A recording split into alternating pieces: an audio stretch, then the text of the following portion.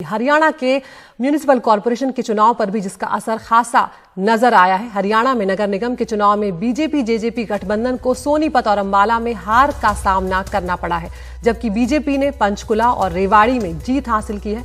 उप मुख्यमंत्री दुष्यंत चौटाला की जननायक जनता पार्टी को इस चुनाव में हिसार के उकलाना और रेवाड़ी के धारूहेड़ा में हार का मुंह देखना पड़ा। ये चुनाव रविवार को अंबाला, पंचकुला, सोनीपत, रोहतक और हिसार सीटों पर आयोजित किए गए थे।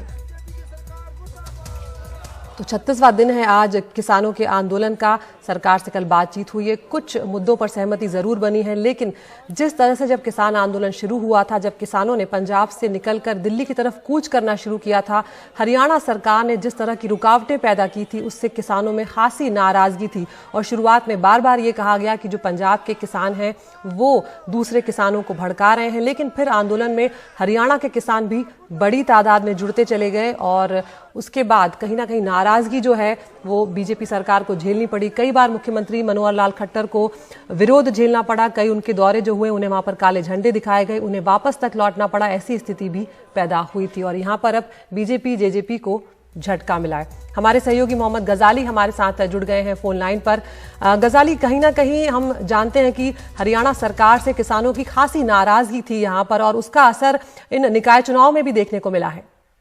जी बिल्कुल, क्योंकि देखिए चुनाव करवाने की जो जिम्मेदारी होती है वो राज्य सरकार की होती है और राज्य सरकार उसी वक्त चुनाव करवाती है जब उनको लगता है कि सिचुएशन या जो स्थिति है वो उनके प्रतिकूल है या अनुकूल है, उनके अनुकूल है।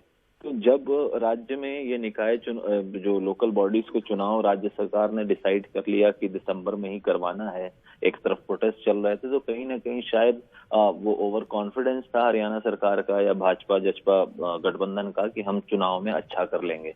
लेकिन अगर आप देखें तो 3 बड़े कॉरपोरेशन जिसपे मेयर की सीट के जो चुनाव हुए हैं उसमें भाजपा को सिर्फ पंचकुला की सीट के मेयर सीट पे अपना कैंडिडेट जीत पाया है उनका, और वो भी 2000 वोट के करीब मार्जिन रहा है जीत का।